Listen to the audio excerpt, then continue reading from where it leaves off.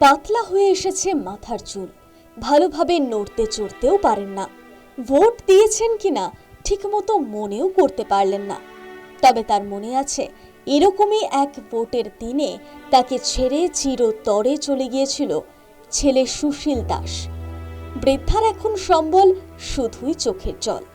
অদূরেই বাড়ি সুশীলেরই বন্ধু উজ্জ্বল সুরের।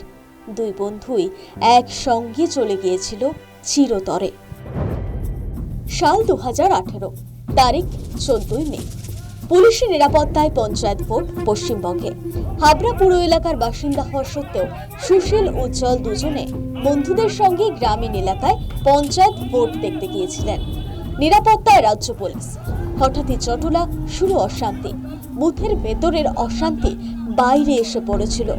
সুশীল উজ্জ্বল দুজনেই বাইরে ছিল, কিন্তু অশান্তির আগুন তাদের দগ্ধ করেছিল। পিটিয়ে হত্যা করা হয়েছিল সুশীল উজ্জ্বল দুজনকে। তারপর কেটে গিয়েছে 8টা বছর। এর মধ্যে 2 দফায় লোকসভা ও বিধানসভা ভোট হয়েছে বাংলায়, একবার পঞ্চায়েত ভোট। কিন্তু সবকিছুকে ছাপিয়ে গিয়েছে 26-এর বিধানসভা নির্বাচনের নিরাপত্তা। আর এবারের ভোটে নিরাপত্তা দেখে মৃত উজ্জ্বল সুরের মা মঞ্জু সুরের আক্ষেপ, 18-য় এরকম নিরাপত্তা থাকলে হারাতে হতো না ছেলেকে। আমার ছেলে যখন ভোটে ছিল তখন তো বেঙ্গল পুলিশ, কতগুলো মরা পুলিশ দিয়ে ভোট দেওয়া হতো, আর এখন সেন্ট্রালের পুলিশ দিয়ে ভোট দিচ্ছে। কেন? আমার ছেলেটা প্রাণটা নেওয়ার জন্য? কই দিতে তো পারলো না, আজ পর্যন্ত কিছু করতে পারছে কিছু? কিন্তু আমি সন্তান হারা হয়ে গেছি।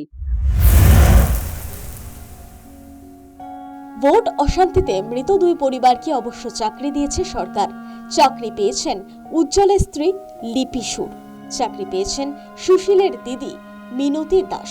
তবে চাকরি আর্থিক সমস্যা মেটালেও বিচার এনে দিতে পারেনি। এই অবস্থায় চাকরির পরিবর্তে বিচার দাবি করছেন নিহত উজ্জ্বলের স্ত্রী লিপি। হয়তো সরকার আমাকে একটা চাকরি দিয়েছে, কিন্তু আমার স্বামীর কোনো বিচার আমি এখন অব্দি পাইনি, কারণ আমার পিছনে দাঁড়াবার মতন কেউ নেই। আমি বলেছিলাম আমার চাকরির দরকার নেই, কিন্তু আমার স্বামীর আমি বিচার চাই, কিন্তু সেটা আমি পাইনি। কিন্তু আমার একটাই মেয়ে, আমার বাবা হারা হলো।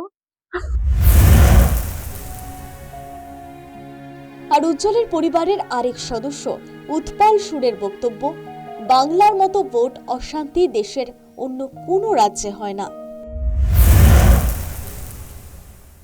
আমি হায়দ্রাবাদের রামোজি ফিল্ম সিটিতে গাড়ি চালাতাম, কিন্তু এরকম ভোটে অশান্তি ওয়েস্ট বেঙ্গল ছাড়া আমি আর কোনো রাজ্যে দেখিনি। আমার শালি পাঞ্জাব থাকে লুধিয়ানা, আমি লুধিয়ানা পর্যন্ত আমার বউকে নিয়ে গেছি।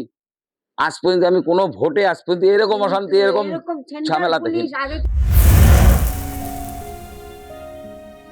ভোট ভবিষ্যতে আরো অনেক আসবে, তবে নিরাপত্তার অভাবে যারা গেল তারা গেলই। News time.